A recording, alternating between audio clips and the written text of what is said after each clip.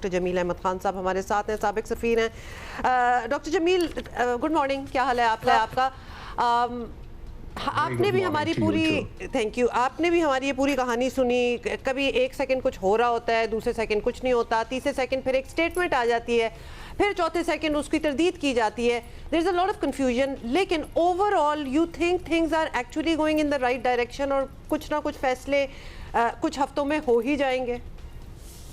जी, इसके अलावा कोई रास्ता नहीं है ना। दरअसल ये हचकोले मैं पहले भी जिक्र करता रहा हूँ कि ये हचकोले आते रहेंगे, क्योंकि ये दुनिया के सबसे कॉम्प्लेक्स एंड कॉम्प्लिकेटेड मैटर था दौरे हाजिर में, जिसमें कि पूरी दुनिया इस तकलीफ और अजियत में आ गई थी।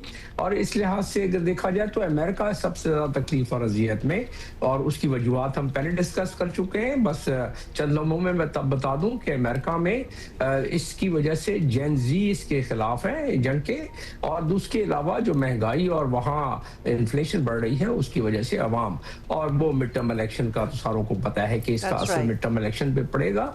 और सबसे बड़ी बात यह है कि अमेरिका दुनिया की सबसे बड़ी कुव्वत, यानी अमेरिका और इजराइल दो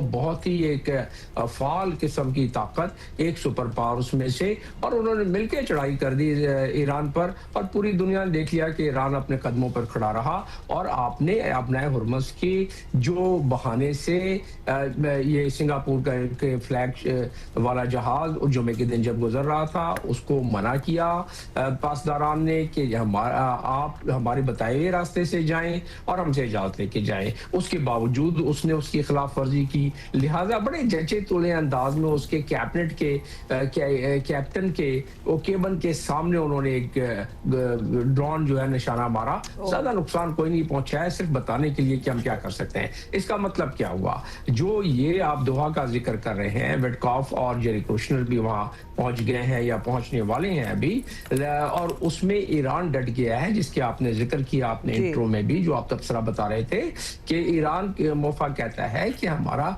we have not yet scheduled this meeting. और उसके अलावा गरीब अजीजाबादी भी कहते हैं कि इस हफ्ते हम कोई टेक्निकल मीटिंग नहीं करेंगे। मेरा अपना मानना ये है कि मीटिंग, क्योंकि इसमें ये बात सामने आ चुकी है कि ओमान के यूएस के फॉर्मर एम्बेसडर भी हैं, उन्होंने भी बताया है कि पाकिस्तान और तुर्की के इस दफा उससे मीडिएशन से दोबारा ये सिलसिला शुरू हो रहा है मीटिंग का। तो ये मीटिंग जो है, और फिर ईरान ने ये कह दिया है कि हम इस दफा सिर्फ करेंगे अपने इसके एमओयू की शक पर, क्योंकि असल तो ये इस दफा जो एक दूसरे को इन्होंने रेसिप्रोकल अटैक्स किए हैं।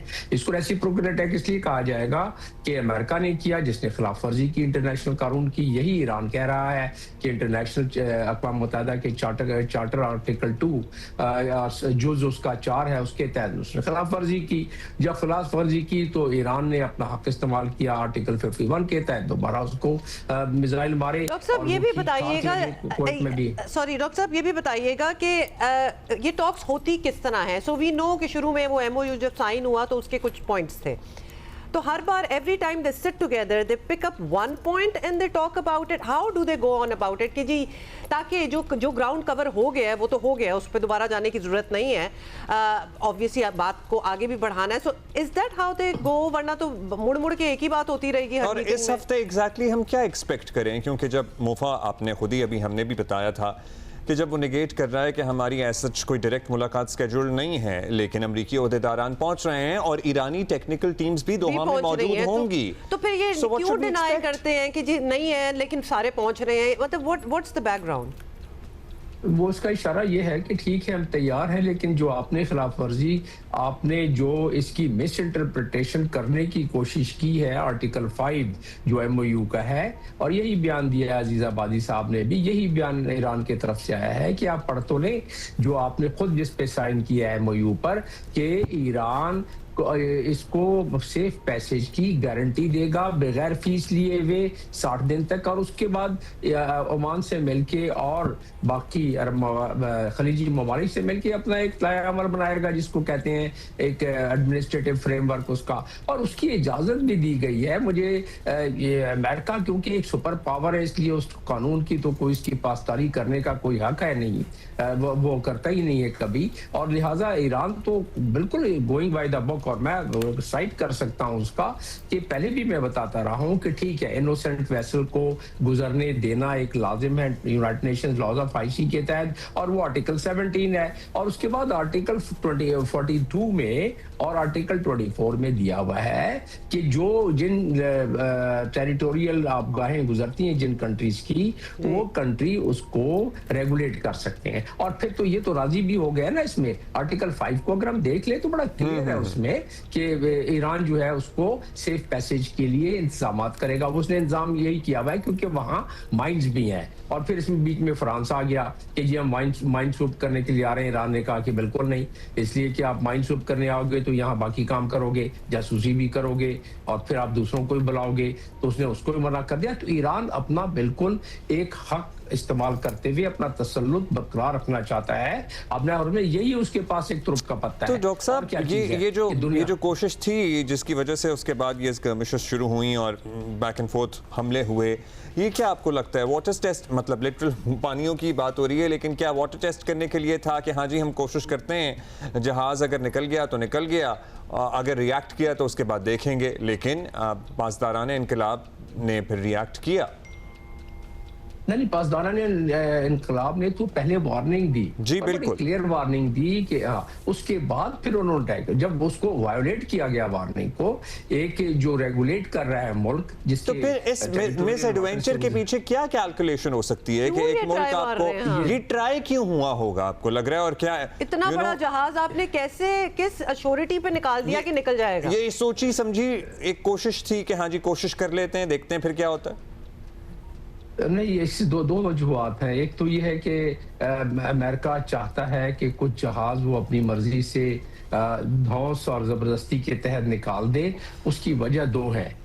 एक तो ये है कि वो अपनी आवाम को बताना चाहता है कि बिल्कुल जिस तरह हमने कहा, क्योंकि उसकी आवाम नाराज है ना, इसमें उनके अपने कांग्रेस मैन और वुमेन नाराज हैं कि आपने हॉर्मज़ पे भी बिल्कुल सरेंडर कर दिया, आपने एमओयू साइन करके भी सरेंडर कर दिया, क्योंकि ईरान ने अपनी सारी बातें मनवाई तब तो एमओयू साइन हुआ है, और बड़ी जायज और हक वाली बात थी। तो लिहाजा अब वो बताना चाहता है कि नहीं, हम बिल्कुल सरेंडर नहीं किया, देखो हम एक्शन में। तो ये बेसिकली पॉस्चरिंग और पब्लिक रिलेशनिंग के लिए है दोनों साइड से, वरना ये मामला मैंने जैसे कि कहा कि मुतहम्मिल दोनों ममालिक नहीं हो सकते कि किसी एक प्रोलॉन्ग जंग की तरफ दोबारा चले जाए। उन्होंने देख लिया, उसका मजा चख लिया दोनों साइड ने। आपको पता है कि जो 17 बेसेस तबाह हुए हैं वो उसमें अरबों डॉलर का नुकसान हुआ है। उसके अपने कांग्रेसमैन और वुमेन चीख रहे हैं, कोई 47 जहाजों की रिपोर्ट वॉल स्ट्रीट और बाकी दे रहे हैं। ऐसा ही है, और वहाँ के तो बहुत से कांग्रेसमैन और कांग्रेसवुमेन किया है, उसमें भी नुकसान हुआ है। बिल्कुल, वहाँ तो इस किस्म की बातें भी हो रही हैं। वोकली कह रहे हैं कि जंग जो है ये अमेरिका हारा है, और इसको अब ऑब्वियसली ये कलर दिया जा रहा है कि एक्चुअली हम जीत गए हैं। अ लॉट ऑफ जा भी रहे हैं, यहाँ से काफी जहाज लेके वापस जा रहे हैं, ये रिपोर्टें मौजूद हैं। जो बेन गुरियन एयरपोर्ट से भी अपने रिफ्यूलिंग जहाज ले गए हैं वहां से, और कुछ सामान। और फिर वो आपने सवाल किया था, एक छोटा सा 5 सेकंड का बता दूं, आबनाए को इसलिए वो इस्तेमाल करना चाहते हैं कि वो अपना तमाम साजो सामान बेसिस से आहिस्ता आहिस्ता जो निकाल रहे हैं, जो खबरें उनके मुल्क से आ रही हैं, उनको उसके लिए उनको जहाज भी, शिप भी चाहिए, और वो ईरान चाहता है कि उसकी अपनी रेगुलेशन जो उसको हक है, मैंने आर्टिकल 42 का हवाला दिया United Nations laws of ICs का, और उसके तहत वो उसको चेक भी करे, क्योंकि आर्टिकल 24 में दिया हुआ है कि अगर किसी मुल्क को अपनी सेफ्टी सिक्योरिटी का खतरा होता है तो उन जहाजों को वो चेक कर सकता है, यानी रेगुलेट कर सकता है। तो ये वो चाहते हैं कि उनको फ्री पैसेज इस लिहाज से मिलता रहे कि अगर वो अपना मिलिट्री का साजो सामान जहाजों से निकालते हैं तो कम से कम उनकी धौंस धांधली के तहत ये चलता रहे। ये भी खबरें मौजूद है, तो लिहाजा इसके पीछे बहुत सारे महरिकात होते हैं। और ईरान अपने यूनाइटेड नेशंस के लॉ ऑफ अजीज के जिन आर्टिकल्स का आपने हवाला दिया उनको बरूए कार लाते हुए चाहता है कि इसका control somehow, not for the lack of a better word control ही आप कह लें, या फिर उसका चेक एंड बैलेंस यहाँ पे इस आबी गुजरगा पे इस रास्ते पे बरकरार है कि इसको क्लियर करें। जी बिल्कुल कह रहा है कि आज इसको क्लियर करें बैठ के आप, कि ये जो आपने एमओयू किया उसके हवाले से। जी बिल्कुल, बहुत शुक्रिया। वो भी चाहना चाहिए, वरना तो ये स्कर्मिशेस चलती रहेंगी। Doctor Jameel Ahmed Khan, thank you so much.